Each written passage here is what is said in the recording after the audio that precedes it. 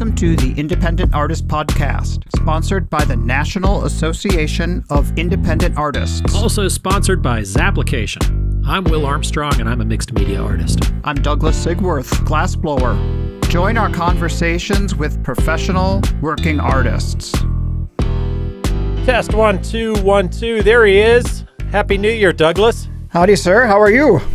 I'm doing just fine. Things are going better than I expected this morning, so I'm happy to jump on in here. Good. You're back in your recording closet in your studio, I see. I am. Yeah, I know you talked about possibly making this a video podcast, and I can definitely see why. Boy, it's sexy in here. It's great. These moving blankets that are stamped property of U-Haul. Not allowed to keep these, but, you know, breaking the law, like they say. What do they say? A peek behind the curtain, right? A peek behind the packing blanket. That's right. Yeah, the wizard is in full effect. Yeah. How are you doing? You've had a big major surgery, but you're upright. You look bright-eyed. I'm bright-eyed and bushy cast on my left leg tailed. That sounds kinky, but all right. Kinky. How's that? Yeah, you got your cast on this morning. What color did you go for? I went for boring old black. Isn't that funny? Boring old black. Yeah. I mean, it kind of is until you get out there for your first show and start soaking in the heat. I said to the nurse, maybe, I don't know who it was who put my cast on, the physical therapist, whatever. I said it's so ironic because Renee and I are all about color. Colored glass, brighter the better.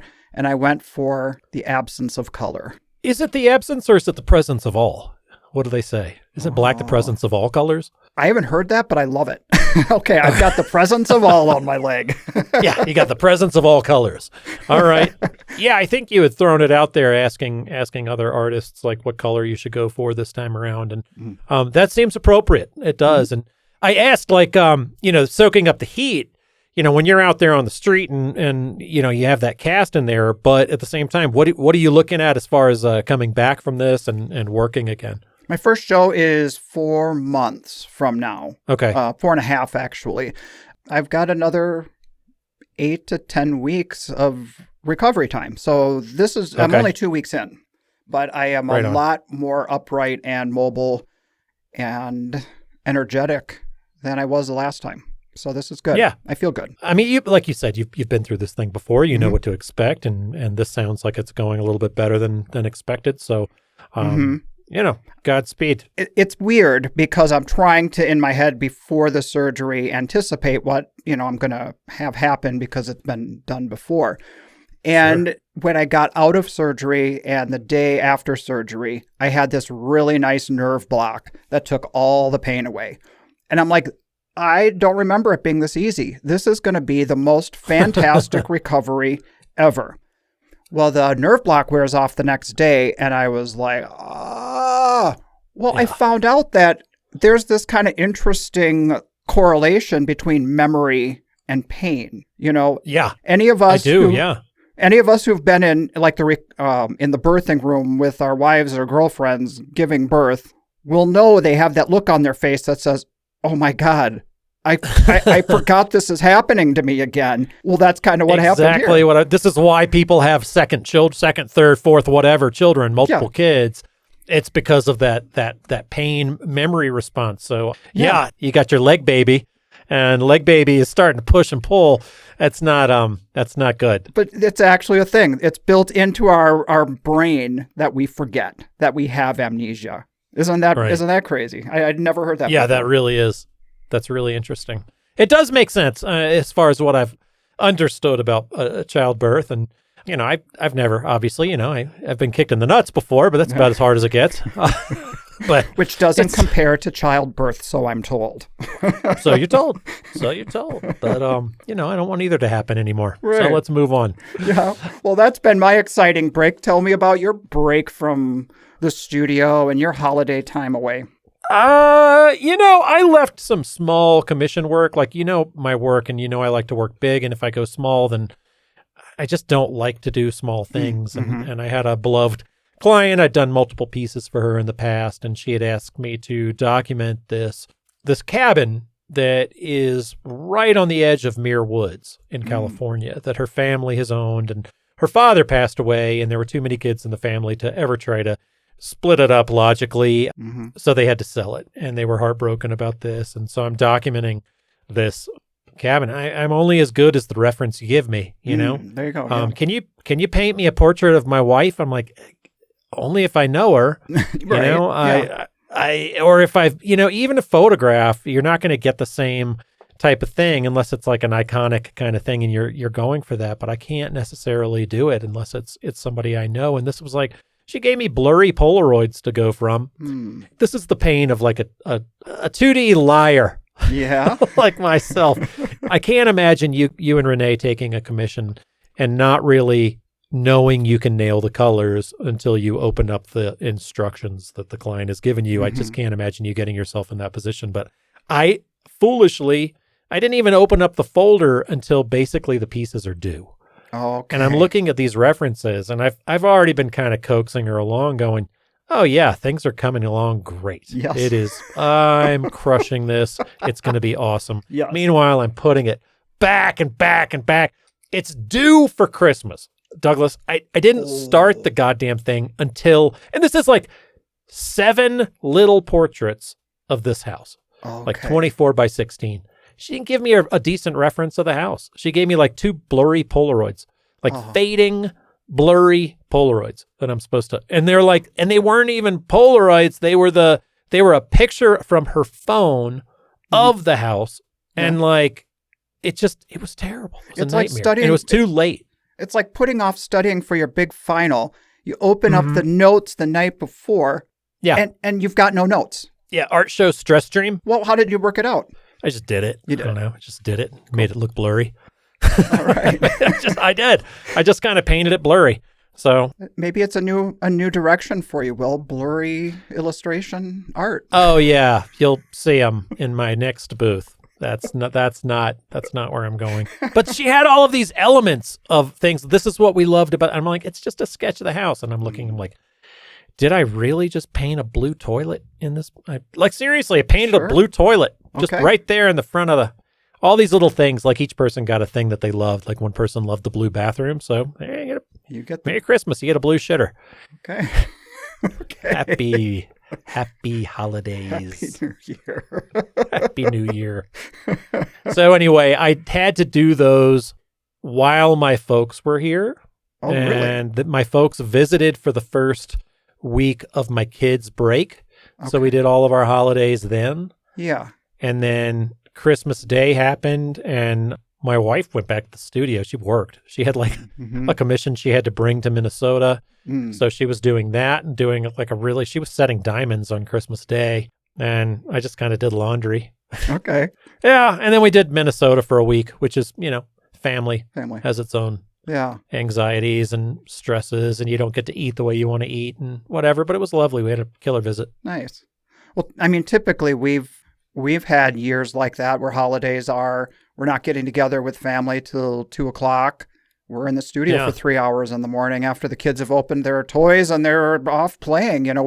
We've often incorporated artist life with personal life, with all that stuff. We juggle it. You know what they say, Douglas, when you love what you do, you never work a day in your life. Oh, that's goddamn work, I tell you. That is goddamn work. Hard work is work. That's right. I'm just quoting memes today. That's all we got. I got nothing. Man, this is funny because I just posted this on social media. God, like 2 hours ago, you were in getting your cast, and this will tell you folks how we prepare for the show. It's like, here it is. Happy New Year. How we prepare for the show? Oh, that's right. That's right. That's how we. It's the royal we, but meaning me. This is how I prepare for the show. I've got notes. Will's seat of his pants. Well, he did this. Okay, Douglas does this thing, and it's great. We have this shared note on our phone. He'll have all these topics, and I'll do it. It's almost like an anti-topic. The only thing that I added for our hour and a 20-minute long show where we're just catching up, the two of us, here's what I added. I'm sick of the fucking booth shot. Can we stop that? Can we stop helping people with their booth shot? I'm sick to death of it. No more help. No more. So, So basically, Will's contribution this week was a blurry Polaroid. I'm just kidding. That's right. It's a subtraction. You know, when they say in, I don't know if you ever did any, I know Douglas did, and I've done it myself, but if you've ever done any improv, they always say it's end your thing with yes and. Never end it with no. And we try to carry that through with the podcast too. It's like if he has a topic that he's super excited about talking about, I try my best, and it's not always that. I don't always stick the landing, but I try my best not to be like, that topic sucks, moving on. No. If you hear Will say, moving on, it means he's done. Moving on. It's time for something else. That's right. But I am, call it the Bert to your Ernie, but you get into a jury, right? Yeah. You get into a jury. The booth shot, it's hack detection. It's like anybody can scribble out four, but in order to see the context, that's where you see the booth. I'll help anybody that comes to me directly, specifically with the booth shot. But I'm tired of all these like, how can we help everybody? It's not the booth shot. It's the actual booth. Like, don't just try to elevate your photograph. Your photograph is what it's like. It's how the jurors see your work in context. And if your context is, it's not as good as I thought it was, then moving on. So with apologies to all of the kinder, more generous people in our community, the lovely, patient, and eloquent Evan Reinheimers of the world, I don't want to talk about it anymore. I know you just said you don't want to talk about it, but I have a reaction to what you were saying, if you don't mind. Of course. So I actually am going to try and reiterate what I cut from an episode that we did earlier this year when we were talking about juries and all that kind of stuff. And it came right off the heels of me being on the Art and the Pearl jury. And my feeling on the booth shot is that a lot of times we have a hard time as artists criticizing or improving our actual images of our pieces or elevating our pieces. It's hard. It's personal. That's where we need to really have our focus is on the work. But it's hard to criticize somebody and say, work on your work. Even ourselves to say we need to get better at our work. And it almost seems like the booth shot becomes our scapegoat of if I just keep getting a better booth shot, that'll be the solution to get me in. And I think we need to... Or the magic order of, it's like dating, right? Yeah. The show's just not that into you this year. Right. You're like, And I also feel like the booth shot is at the end of the line. For a lot of the shows that are doing not projection anymore, but are doing it monitor. And I felt like from my experience with jurying, you see an image. And then you want the next image to give you that, oh. And the next image to build on it and go, whoa. And then, whoa. And then you want to see it in context and you don't want it to go. So make sure your booth shot doesn't be a letdown. That's really it. It's just context, though. It just puts your work in context and it says whether you're a pro or not. And it's okay if you're not totally a pro. There are shows for you. And then you can move on and you can whatever. And then you look at the other people around you and look at the display and then you work on it. But taking a magic picture, doesn't exist. Right. Moving on. Yeah. Moving on. He's on to me, He doesn't folks. even realize he does it anymore. I didn't. Yeah. I was like, I don't say moving on. Moving on. All right. Yes, I wonder did. if Susan ever gets the moving on. Fuck no, I'm not going to say moving on to my beautiful wife. Heck no. Like, Will, you watch yourself. Well, we've known each other better enough now. Like, I don't even have to say anything to be like, why are you arguing with me? I'm like, I didn't say anything. That's like, she knows. She already knows. She's perfect. So is today your first official day back in the studio from the break, or? It's my first official day walking into my studio. Okay. And I'm not getting anything done talking to you. Okay. Well, as you would say, we'll keep this one tight so you can get to work. Well, no. I mean, I started out my studio day. I met with my ex and had coffee and talked about how to, juggle shows and kids and trips and volleyball and activities and all this stuff. And that went better than expected. And, we're on the same team as far as that goes. And now talking to my art show wife here on the podcast. I got to talk to you, and I got stuff to do at home, so I got to go home and help move in a piece of furniture we got coming. So Okay, cool. yeah, they kindly agreed. It's a jeweler's bench, actually. So okay. it's a new jeweler's bench for the new year. Oh, cool. And they're going to deliver it. It's solid wood, Yeah. right? Mhm. Big bench. Jewelers out there know they have to be very sturdy in order to support the sawing and the hammering and all this stuff. So super heavy piece of furniture. So from and they're IKEA, right? I'm just kidding. Oh yeah. Just put it together with a little Allen wrench when I get home. But they drop it and they're like, "We'll only deliver to the curb." Mm. I got $20. Says you'll take it a little farther, but we'll see how it goes. I got to Big be there when it spender. gets there. Fuck yeah, dude! High roll. I just flick those things around. Stand next to me, you get a 20. All right. How about you? What's going on? Our studio, of course, I'm on a break, obviously, but we blew glass right up to the day before surgery, and we shut things down. And of course, a glass blowing studio has a little bit more infrastructure and complexities than, say, a painting studio or whatever. So we killed power to the ovens, and we'll deal with them when it's time to get back in there again. Well, Renee went back out to check on things and see how everything looked.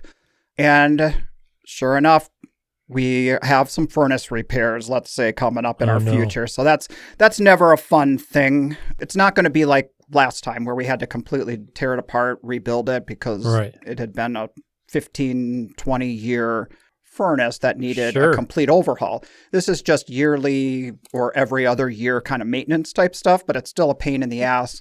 Let me ask you this. Is a furnace kind of like an old car? Like if you, if I noticed, like if I'm driving, and I had this old Pontiac when I was, in my teens to 20s, almost to 30s. Okay. I had it forever. This 76 Pontiac Grand Prix. Uh-huh. That was my grandfather's. Loved that car, but it was the type of thing, like I drove it a certain way. I could get it started. But then other people can't get it started. Mm-hmm. You get somebody else driving it, or if you shut it off for a couple of weeks, then it kind of breaks down. Is that what you're dealing with? Isn't sort of. I mean, we don't want to bring in like studio rentals or people to use the studio like when we're not in there for that purpose alone, because the equipment is such a huge endeavor, cost, maintenance. We don't want anyone else messing it up. We want our hands on it so it's there when we need it. But in this particular case, there are just components that break down over time. Our heating elements made of moly B disilicide. It's basically like, I know, mainly like glass. Sorry, what's that? Yeah, it's not like an element. It's glass, and then the electricity goes through those elements. Super delicate, super fine, but they can put out a lot of heat. 2,100 degrees to be exact. So anyway, when they got shut off, one of them just had a weak point, came apart, boom, that broke. And then the crucible that holds all of the glass, it's like the shell that holds molten clear glass, it starts to eat through. The glass eats through that crucible. And so it just ate through it a little bit quicker than we had anticipated.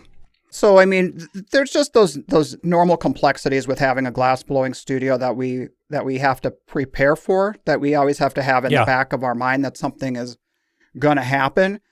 And I've been reading this book. It's about you know it because you sent me the book. It's called The Endurance. It's about It's about the Shackleton exploration of Antarctica. The ship gets frozen in the ice. Exactly. And it's about... Yeah. So I'm at the point. If you guys, here's our IAP book club, but honestly, one of my favorite nonfiction books of all time. I've already read it twice, but it's just the ship is called The Endurance, and it's about these men who go on this expedition and just disaster after disaster after disaster, and each one of the men keeps a diary. So, it's interesting to hear like the perspectives of the different men. So, well, what is really anyway, go ahead. What about the story that is really resonating with me is all about like you have this idea or this anticipation of what this hard journey is going to be, and that often comes across with, having a glass blowing studio, and we shut the studio down, and it's like we have these plans that we have the work made. We're going to be able to go back to the studio, flip it on, and just roll right back into our season like normal. But it's almost like the Endurance getting frozen into the Antarctic Ocean. It's like they stayed in that boat, that ship, for a year, thinking, or almost a year, thinking that the ice would break and they could just keep on going down through the ocean until they realized that the ship is literally being crushed.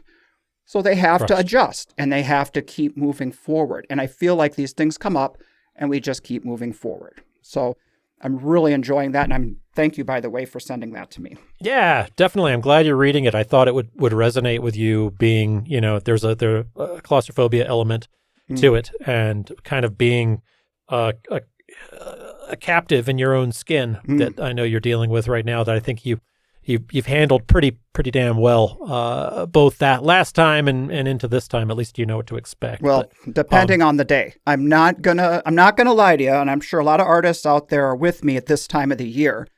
If you're not out on the road doing shows already, right into your season, for those of us who are kind of like home, either working in the studio, planning for the future, there's that uneasiness that comes in, that creeps in, that makes you just want to figure out what everything's going to be like. What's it going to be? Right.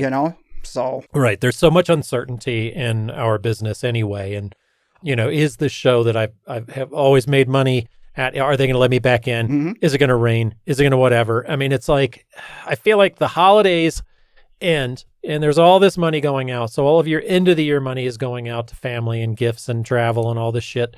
And then you go directly into the rent being due for the first 6 months of the year. Mm-hmm. Everybody wants their booth fee. So it's like, okay, here's $500 to $1,000 for however many shows you do. So you got all of this is going out. And then everybody's like, I'm supposed to be in my studio working. And it's like, you get a hit, you take that hit, you don't get into that show that you wanted to do, and you take that hit and you're shitty, and you get online, you're like, somebody's like, I got into this show. Have you ever heard it? And it's your favorite show and you didn't get in. You're just like, yeah, I've heard of it. And then you just want to rip them. Just rip them a new one. Oh yeah, I've heard of it. That's how adorable you got in. You have fun selling your doodads. And it's just it's a weird time of the year, and we're all on edge, and especially the uncertainty of where you are going to go, or if you're going to, or if your dumbass is going to agree to go to Miami, and then your dumbass is going to agree to turn back around and have 10 days to get to California. Who would ever do something like that? I mean, who would do that? You'd have to be a real moron. That's who would do that. Bert. That's who would do it. Bert. I did it. My co-host. That's the one who did it. And I'm looking at these spots, and it's like, they're my first two shows. Miami and California. I need a guy. Anybody got a guy? Send me a guy. I need a guy to drive. You got to be reasonable. How much do you pay the guy? Oh, and they've got to have their own vehicle. Oh, yeah, that's right. I don't have a van. I have no van. Damn. I'll rent it. Well, there's the yearly recap. Enterprise is super excited about just renting to somebody, and we're like, who's the other driver? I don't know. It'll just be a guy. I'll find somebody. Like, it'll work out. It'll work out. I mean, it always does. I have to actually take a break from the 24-hour news cycles too, because that stuff is toxic. It's just crazy. And this is going to be one of those years. Let's surround ourselves with a bubble where we can just constantly just turn it on fire and turn it over in our head. And I'm going to mention this other book that I read at the end of last year that I mentioned last time. One of the top takeaways that I took from Stolen Focus by Johan Kari is that Facebook only exists. It is only successful, and it is more successful if you don't turn it off. And you don't turn it off if you're pissed off. So the more it makes you angry and the more it turns things over and shows you this bile, then the more you won't turn it off. So you are addicted to poison. So it's not just a conspiracy theory. This is the way Facebook is run. So turn the goddamn thing off and go about your business and make good art and quit getting on Facebook and telling people they're hacks. And you know what else kind of tricks me into getting on those things? On the different social media platforms is, okay, so I know that it's not good for me personally unless I keep it very tight. Like I've created my Instagram, my personal Instagram now for people who I would walk up to and have a conversation with because we are friends, and I'm keeping it tight in that group. But I feel like what gets slippery for me is I'm like, well, no, I'm doing this to promote the podcast, or I'm on to promote our business. There are some artists whose business model do so well on social media. And so I'm not knocking that business model and saying that is garbage. But for me... it's a requirement. Right. Right? Yeah. But for me, I don't know how you feel, but a lot of the engagement in those particular types of reasons to be on social media is friends. It's other artist friends. Mm-hmm. And it's not necessarily transcending my collectors. My collectors aren't there. My collectors are at shows or have collected from us for years. And I don't know, maybe they're too old or not interested and they reach out directly. Right. That has been my struggle with social media. And one other thing about Johan Hari, because I wanted to bring him up, I was going to say, I wonder if what we were talking about, what you were saying about his book or sharing some insights about it, if I have a phone addiction, if when I am post-surgery, any of us who've been put under anesthesia and you're waking up and you're in the recovery room and you hear the nurses do that like old man talk to you like, Douglas, are you awake? Can you hear me? Talking like you're in a nursing home or something. Right. And I'm starting to come to and I hear them say, what are you doing? And I go, just a minute. Are you okay? Are you awake? Or blah, blah, blah. And I said, wait till I finish this. And I'm looking down at my thumbs as I'm waking up. And they're like, Douglas, what are you doing? I go, I just have to send this text really quick. And then all of a sudden, as I'm waking up, I'm realizing I don't have my phone in my hands. I don't have blah, blah, blah, blah. And it's like, it's true. Those phone addictions are real. And if they are in your mind, even when you're under anesthesia, that's pretty scary. Oh, yeah. Yeah. It's got you good. Got me good. It's got you good. Got its Feed hooks that in monkey. me. Yep. I got a text right now. I wasn't even listening to what you were saying. I was reading it. I'm kidding. I know. I know you're kidding because I'm looking at your face and you're not looking down. I know you're looking at my face. My eyes are shrouded with the light above, and it's glinting off my gigantic forehead, so you can't see. I'm looking down. You can't tell. All right. So be careful. Be mindful. Be kind, and do that stuff, and then we'll move on. This episode of the Independent Artist Podcast is brought to you by Zap, the digital application service where artists and art festivals connect. So I've started using the events list feature in Zap to search up some different shows to fill those holes in my schedule. I feel like I should have something to say, but I wasn't really listening to you because I'm looking at the events list right now, and it's pretty cool. Okay, so you drop the menu down, and there at the bottom, go scrolling all the way, about third thing down in the smaller print, it just says events list. That's right. All of the shows appear here regardless of their application deadline. So you can use the filtering and the sorting to narrow down your search so that you can find that right show that fills your desired time frame or location. I know a lot of people love that calendar. I like seeing the list of events. I like scrolling through and doom scrolling late at night. It's like online dating. They don't let you swipe left or right, but you can figure out who you want to date in the coming up year. Another topic that it was funny. I threw that thing on there online and said, are there any topics moving forward that you'd like us to address? Yeah. And our old friend David Bjerstrom commented, and he was like, I'd love to hear you guys talk about the hidden costs of running a show and the secret costs. And I'm like, well, I don't know what they are. Right. I will have somebody, I promise. That is interesting. We'll talk to somebody that has done that. And and we have some. I do have some insight with that because, I've learned a lot being on the board for NAIA because we work together with show directors and other artists, and we get to learn about both sides of the industry. And I do, of course, just being aware and being friends with directors and things, and we hear and we talk, and I'm aware, and I like to be informed, but I also kind of I don't feel comfortable enough talking about it, but go ahead. Well, I think that for one, the costs of insurance, the costs of security, the costs of things to putting on festivals post-COVID have become huge. And I feel like we talk about with social media, we are in a very divided world right now. It's like this camp or that camp.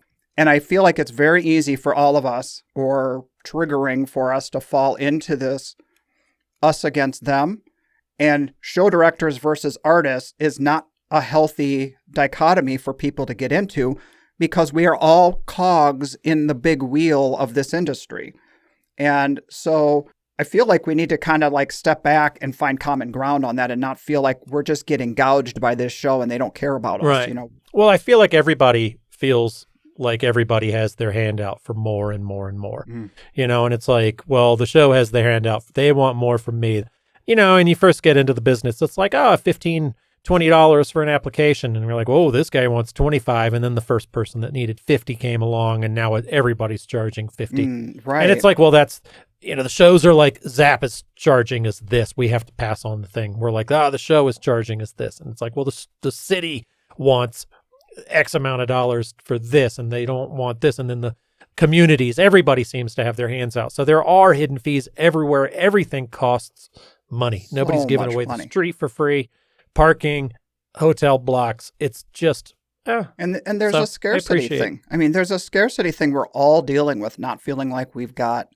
enough, you know, enough of what we need to make that bottom line work. So, I mean, I understand the struggle and the concern and the worry behind it, and it's tough.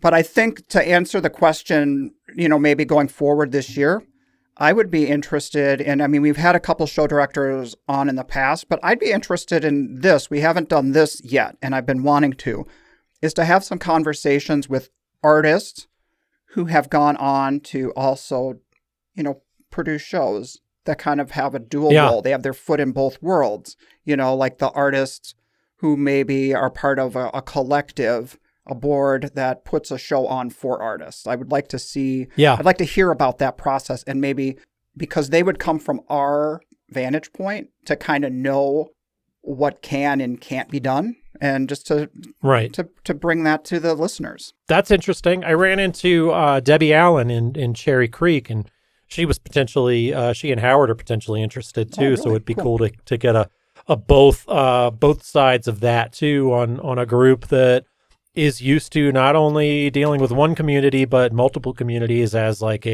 as a business model. So that would be kind of cool to get that side too. It's something we could ask of those guys if we can. If I mention them by name, maybe that holds their feet to the fire. Sure we does. Can get that going for this year.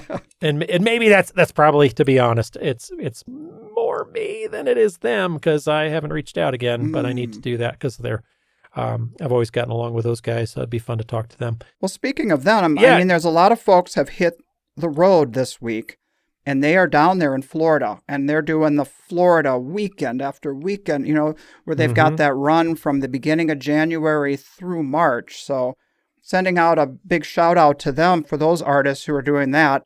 That used to be our thing. I mean, we wouldn't maybe do every weekend. We might fly home for a spell and go back down again. But I think that for us is a thing of the past. I don't think our business model is sustainable for that kind of a tour. You know, for now. And never say never. You never know when you're going to be going back and trying to squeeze that turnip again. Yeah, right. Just keep milk that cow, milk that Florida shaped teat. I mean, I would do a tour of 3, but 10. No, not possible. I used to look at Florida as one show. I'd look at try to look at it as one, not just one show, but as like you said, a tour. I get it. You're like, well, here's my goal for this tour. It was always a little trickier to get the money that I wanted out of your typical show, out of a Florida run. But it just is what it is. It's a different business model. It feels like some of it, like whatever show you choose to be at down there, it kind of feels, I don't want to say random, because it's not random, but it does feel like the collectors that see you that weekend might not be at that particular show, but next weekend, 20 miles north, they might catch you there, you know? So looking at it as a long game for that season always is what got me through. A lot of those guys do travel, you know, they do travel to different locales, especially for those big shows that they like and the ones that they consider to be their favorites. I mean, my parents, it's hilarious. They are huge collectors of American craft, and a lot of you guys know them, whether you know it or not, because they go by and they buy kind of on the smaller scale, and they buy a lot more intricate craft work. And They love wood carving and cool. pottery and but I've had different artists be like, "Oh my God, those are your parents!" Like, because I'll have to be like, "Oh, can you stop by this booth and pick up my teapot?" And it's that's not how my mom sounds. But being that, but they have, my point being that they have their shows that they think are the creme de la creme of their favorite shows, and they're big Longs Park people. They love Longs Park, and they love going up to Pennsylvania and staying in their favorite spots. And is that a bit of a travel from Virginia? Yeah, it's about 3 or 4 hours. So they make a big weekend out of it. Mm-hmm. It's, up in Pennsylvania, Dutch country, and they go up and they have their favorite shows that they think, you and I have our favorite shows that we think, oh my God, Cherry Creek and Fort Worth and Artisphere and, yada, yada, yada, the list goes on, Des Moines. But they're like, no, the best shows in the country are like a little tiny show in Charlottesville and Longs Park. And they've come to some of the other ones, and they're not wrong. That's just what they like. So it's similar to the way, I don't know, different people run their business models. But I do feel like over the years, and I know this is a topic we've covered a lot, and maybe this is a little bit of a different slant on it, is we do in our minds kind of create these particular shows that we think if we don't get into those shows, we are not going to have the year we want. But I'll tell you, last year, there were a couple shows that I wasn't too excited about. It was kind of like, well, I got in and I didn't get into the other thing I wanted, and I'm going to show up and do it. And I'll tell you, if I didn't get some nice, surprising commissions, sales, feedback, it led to other stuff. So I do think it's important for people to really just look at forced breaks sometimes, a rejection or an injury or a recovery. I know this sounds hippy-dippy, but to say rejection is protection, so to speak. You are being put in the location you should be that year. So have faith and go with a good attitude, because if you go with a shitty attitude, you're for sure going to screw up potential opportunities for yourself. So hang on, there's a disturbance in the force. Oh, I got like a bunch of listeners here. They're in my headphones telling me to fuck off. I didn't get into the show. You know what? It's easy for you to say, Sigworth. Why is it easy for me to say? Yeah, it's easy for you to say. Yeah, it sure is. I didn't get into my favorite show again, so F off. Here's the math on it, though. Yeah. It's like, if I don't get A, then I got to do B, C, and D to make up for it. I know. And it's every bit of time away from the family. It's like, there's no A anymore. You don't get the A. Now that's 3 more weekends to make up for A. Yeah.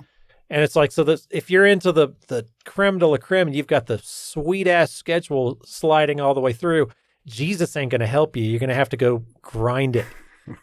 So that's where I'm looking at. It's like, that's Will takes the wheel, not Jesus. Is that what you're saying?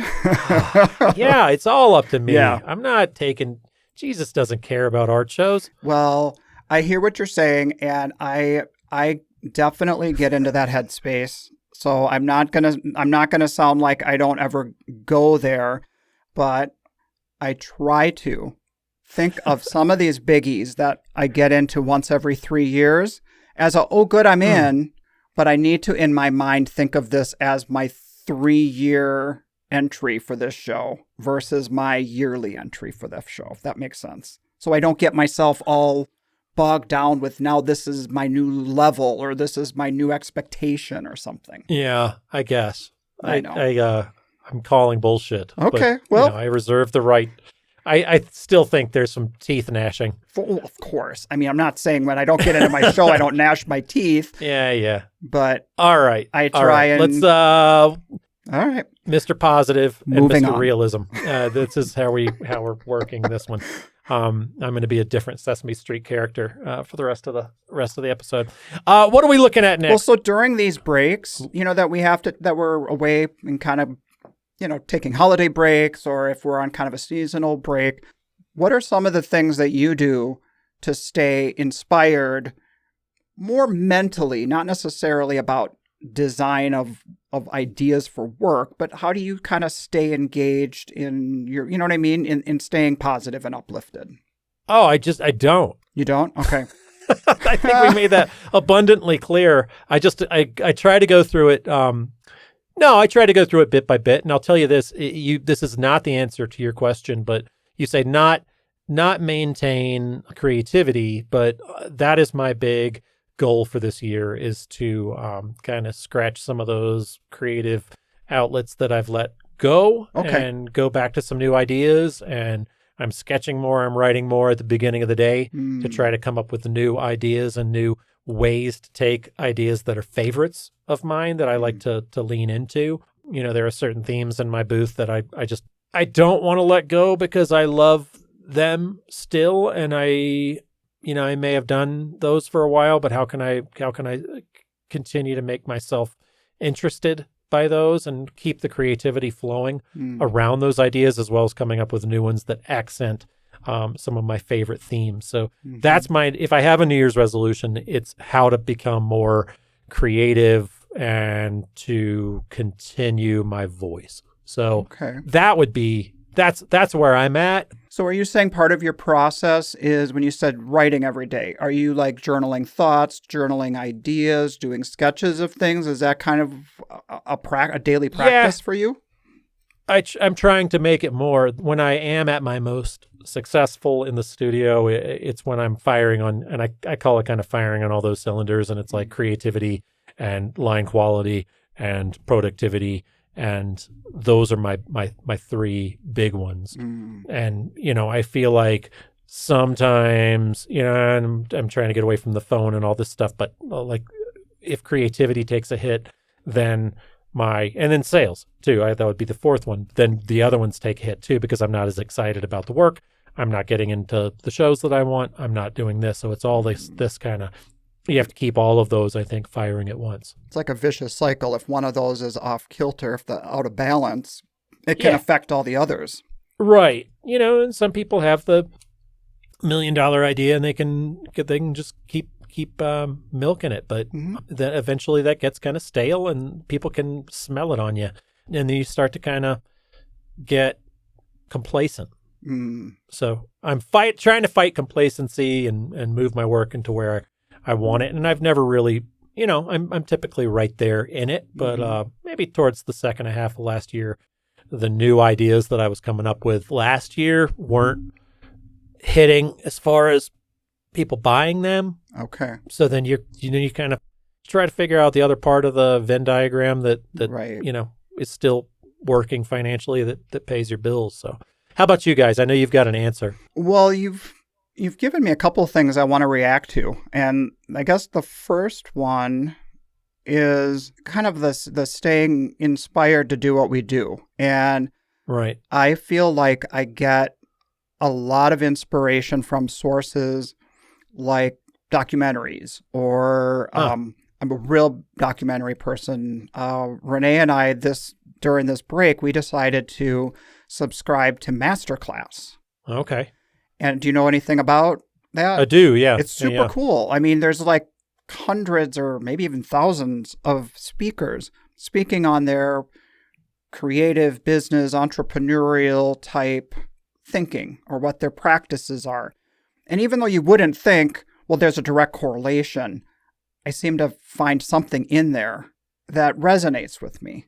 And even if it's just their connection to something, to a process or what inspires them, inspires me to look internal and get excited and get in the studio and do what we do. A lot of those people in the arts, I mean, a lot of those things different, even if somebody is like writing a song about, being on the road and being away from their families, and like those things translate to what we do, being creative and creating a creative life.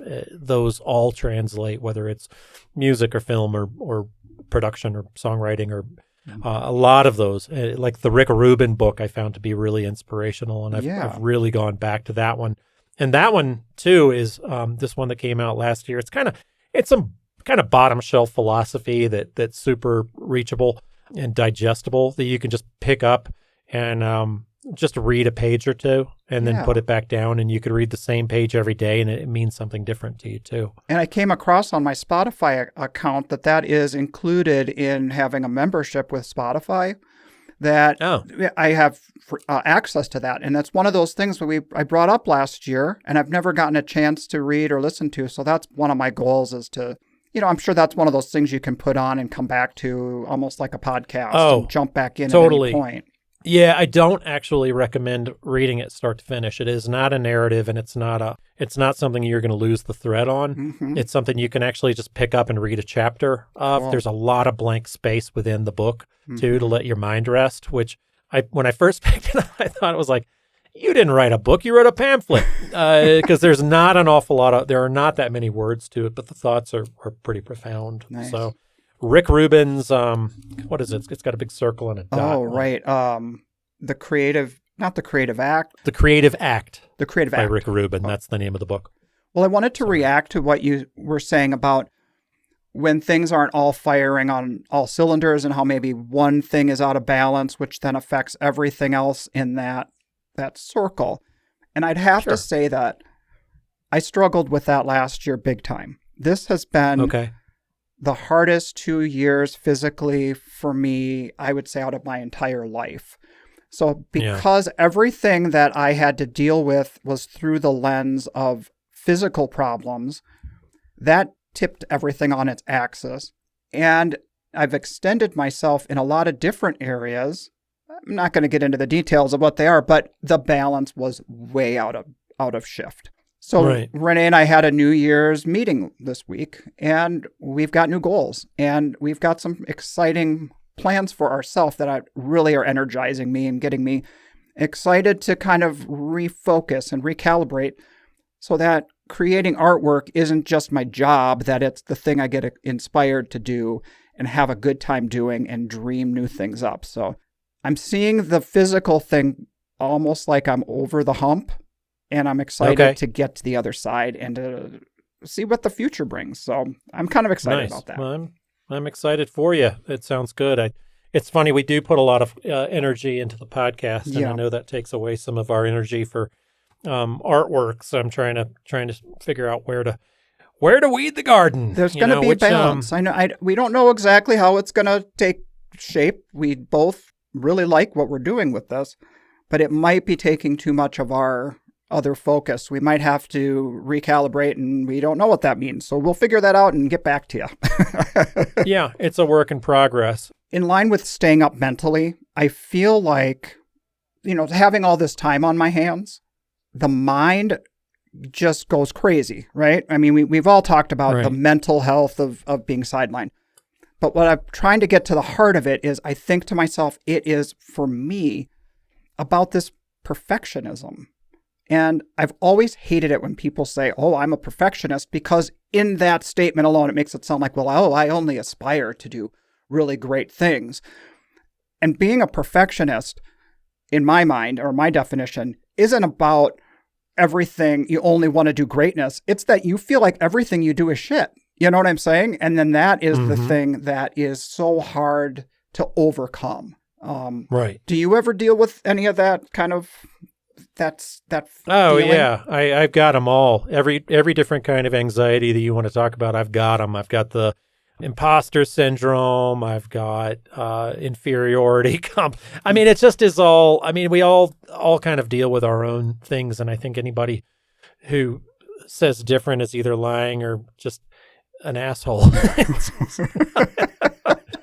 I know there are those of us out there who are super confident in their work, and I'm jealous of those guys, but I think we all hit our demons. I think, the photographers out there, I've talked to a bunch of friends of mine. I've got a bunch of friends that are photographers that, they deal with the way other artists look at them, and where they're like, oh, it's just, they think I just push a button and take a picture, and they don't think about the reams and reams and reams of photos that I have to take before I get one that I actually like.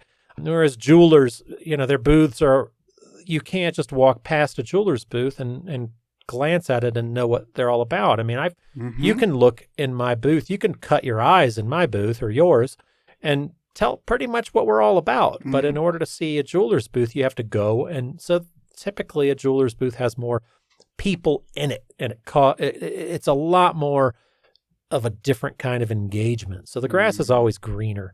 That's interesting. That perfectionism translating into what people think of us and other artists and our peers.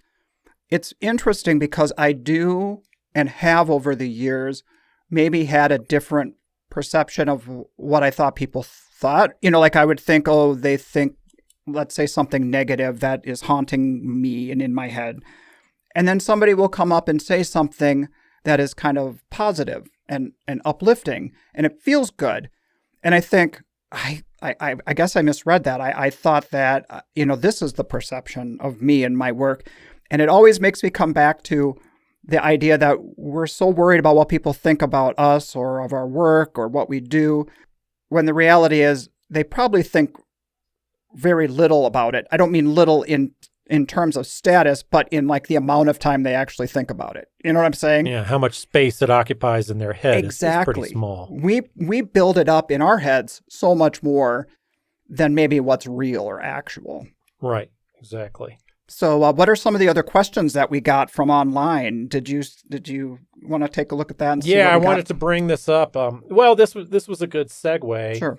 into what we've kind of been talking about anyway, but our good friend Jay McDougall chimed in and he wanted to know our different, because you asked me how I keep up, and I don't know if you maybe had read this ahead of time, but he was like, what do you do to stay?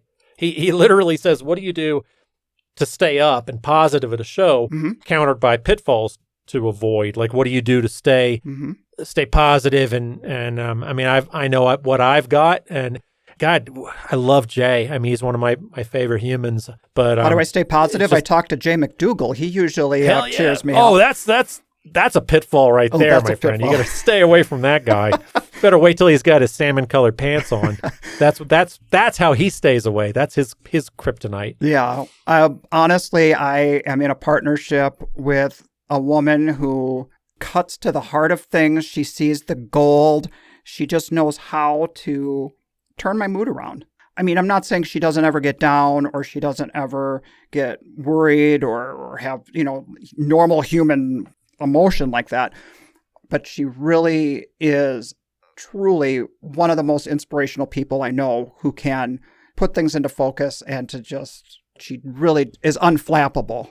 Yeah, that's amazing. I mean, she's got what I've noticed about Renee just being close to you guys at shows and to get her to know a little bit better, but it's almost like a bedside manner. She's a doctor, like she would have made an excellent surgeon where she could come in and talk to the person and be like, hey, it's, you're having a bad time right now. It may not always be, right. Not that she's always positive, but it's like, look, this show is a cancer diagnosis and I'm still going to tell you, you're going to feel okay about it. Here's how you get through it. Yep. A to Z. And tomorrow will be a better day and whatever. It's like not.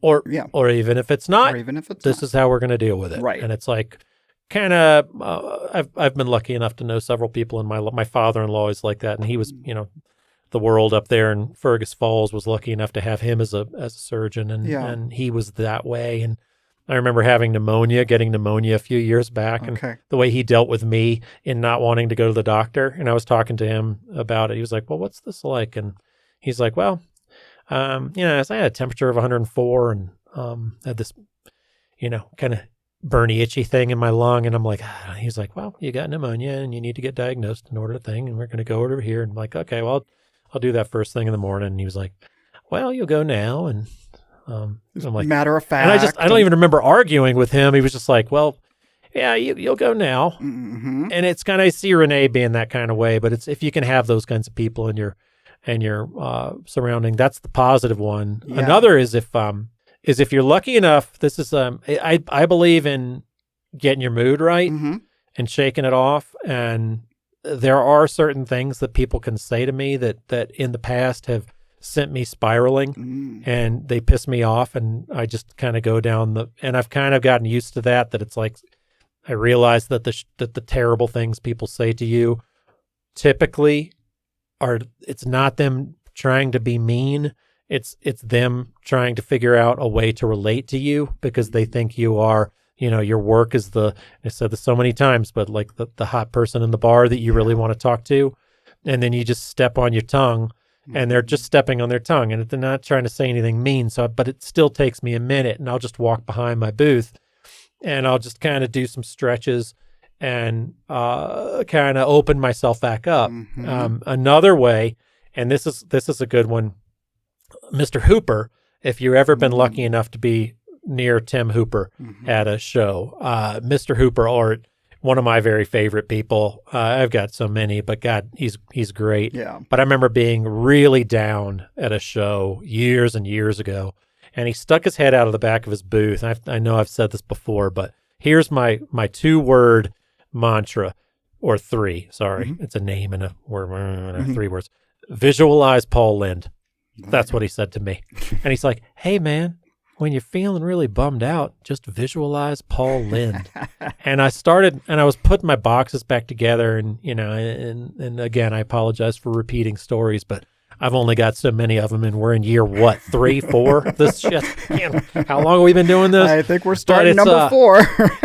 Starting 4. Starting 4. All right, so I'm gonna.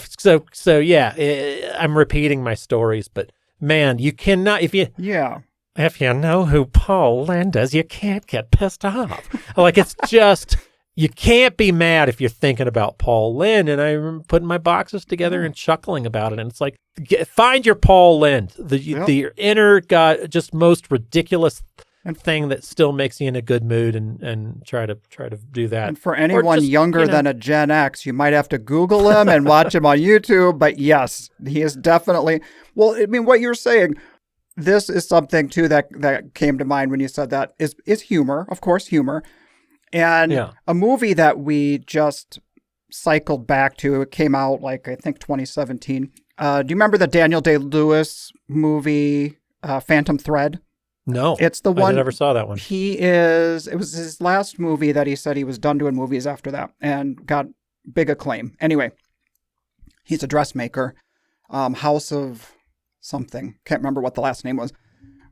It's a period piece, totally renowned, creative artist, blah, blah, blah. And he's so in his head, and he's so particular, and everything, the world just rises and falls and sets on him. And he has this total mood about him where he gets inspired by a woman, a muse, and then he immediately falls out of favor with her. And every little thing, the noise from the toast scraping gets under his skin, and any noise distracts his creative process, and he gets just so, like, put out, and then he puts her out, and then he moves on to another muse. So the whole story is about him finding this muse who's kind of like meets his match. She, like, sees that he is so into himself, and it's not good. And she calls him this fussy little man. She says he's just a fussy little man, and he needs to be broken from that. Then it takes a turn, and it just gets outrageous. She secretly starts poisoning him with mushrooms so that he can become very sick. He becomes powerless. He has to rely on her to nurse him back to health. And that whole process gets him out of his own way, and he becomes less of a fussy little man until he cycles back into being a fussy little man again. Well, then he realizes what she's doing. He embraces the fact that he needs to be broken and be brought back, and he embraces this whole cycle. Wow. That story, it was like, that is such the artist in their head. They need to be broken from their own sense of who they are, you know what I mean? And let go of control to be reborn again. And so stuff like that, those little mantras, those little comical stories, help me just think, I don't want to be a fussy little man. Yeah. It's fine. I used to have a few beers at the shows, and I don't really do that anymore. Mm-hmm. But I'll have one maybe if Genna Khrushchevenko buys me a beer, I've never not sold a painting. Oh. Or we switched it to coffee at Old Town a couple of years ago, but it's always that way. He's like, let's give it a try. And he comes in, he brings me a drink, and I'm like, oh man, let's get this going. Magic elixir. It has more to do with, getting your head right and forgetting about the things that are pissing you off or whatever. I tell you though, I mean, I don't enjoy talking to people about, casts and injuries and things like that, because that gets people out of the mind of wanting to talk to you about. It's like having a cute dog in your booth. Mm-hmm. People want to talk about the dog. They want to talk about the cast. They want to do whatever that is besides the work that's in front of them. So it's the distraction. It's tough to shake that. You only get 2.5 paces, right? Wasn't that what 10 feet is? It's like Mm-hmm. it's like 3 yards, and 2.5, 3 paces, and you're gone. Anything that distracts you or distracts the customer, Yeah. And sitting in your booth, nobody wants to go into the empty booth, so I always try to move around. But Yeah, just keep the energy up and engaging, and that's how you keep the mood up. That's how you keep the buying energy up, is thinking about engagement. And that's worked. That's worked for me anyway. Especially this year when I had to have my ass plopped in a chair the whole show. That's true. Yeah, but so many people do. I mean, you did a good job of kind of being on the edge of your seat, though, and you still felt like presence in the booth without, and it's not an option to stand for a lot of us. A lot of us are getting older and have, foot issues or not me. Whatever else. Maybe you. Yeah. Not me. Right. Not me. I got taps on my toes. Get going. Anyway, make a lot of noise. Be jingly. Back to like goals for the upcoming year. We've touched on it a little bit. Do you have anything else that you've kind of had rolling around in your head for the year that you'd like to focus on or to change or to improve upon? Yeah, I've got a whole thing I'm going to do this year, which I'm just going to get my money right and make sure I'm not spending so much on things. And that's my big goal is getting my money right, making sure I'm paying myself enough so that I'm not paying the tax man as much at the end of the year, blah, blah, blah. So the business getting side. a good accountant. Get the business business plan. Yeah. So getting all that stuff straight, but God, I can't imagine a drier topic to talk about. Well, no, I mean, we're all sitting down and thinking about the year coming up, and we've talked about a couple of things, but one of the things that Renee and I have been thinking about and try out is this has been something that we kind of broached a few years ago with another artist. We have a similar aesthetic, similar inspirations and whatnot. We're going to work on a collaboration. And so we've never worked like that before. I mean, I guess Renee and I collaborate with each other, and you and I collaborate with each other here. But creating a body of work that in our mind is going to be elevated, maybe beyond the street, maybe something that might be more corporate. What's wrong with the street? Nothing's wrong with that, but I think I want to do less traveling with getting older. Okay. And I think we want to step into bigger projects that might be a little more involved. Interesting. Is this creating a piece or is this creating a body of work? A body of work that is a merging of what us and this other person that we're working with, and starting getting the ball rolling with ideas and having it be open-ended enough that this collaboration can go places we weren't expecting. And I find that is just the act of doing that, whether it just turns into infusing energy back into our own work, or if it does turn into a very successful body of work that we form another kind of business model, collaboration, whatever. Yeah. I'm pretty excited about the opportunity and the direction with that. And one of the things that our sponsor, Zap, might be interested to know that I looked into this week was I logged onto Cafe, which is a call for entry. Kind of a competitor website. It's basically this application. It's a sister company for Zapplication. Yeah. And it's for... Wait, sister company or competition? It's under the umbrella of Weststaff. Oh, okay. All right. So whereas Zapplication is focused on art fairs, Cafe is for public works, corporate works, exhibitions. They have all these different... It's basically like logging into Zap. You create a profile of that kind of body of work that you want to put out there. I mean, it's a lot more nuanced. With art shows, art festivals that we do, they kind of fall under a similar vein. You show up, you put up a tent, you do the show, that kind of thing. Where this is so many different opportunities that you can read about and find out if you're right for that and apply. Interesting. So grants too? Grants is that the type of thing? Would they do grants? Okay. I think so, all right. yeah. Is it open to everyone, or do you have to be... It's free to create a profile. Be a little fancier. Just like Zap, creating a profile. And then you can look at all the call to entries. Now, some of the costs are dependent upon each opportunity. Some of the opportunities, there might be an application fee. Some of them might be you just apply for free, and then they choose who they want to work with. And then there's negotiation about budget and all that kind of stuff.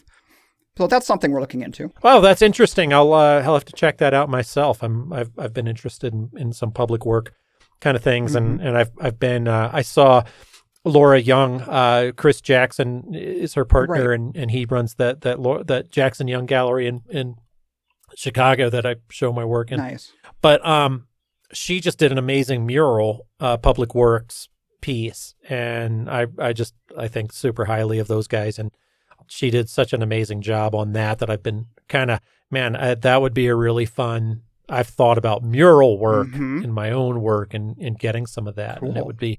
I wonder if there's some of that on there. I'll have to go on and check it out. Right. So cool. Thanks for the tip. Yep, totally.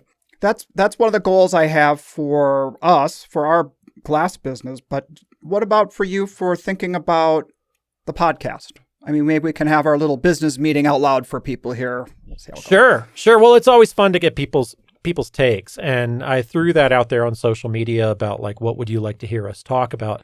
I'd like to do more panel stuff. Nice. We flirted with this idea, talking to Dolan and Allie Marie Guyman about doing some marketing talks and doing some talks about that. Having some past guests like, Marjolin Vanderhart's focus on her talk was early on in the podcast, and it was very specific. And those are some of the talks that I'd like to get into and have maybe more of a panel and get like, there are so many interesting things. I swear we could have Chris Dahlquist on every week if she ever had the time. Okay, but, she just does so many different things with the artist community in Kansas City. So talking to some of the people that branch out and keep themselves well balanced. Right.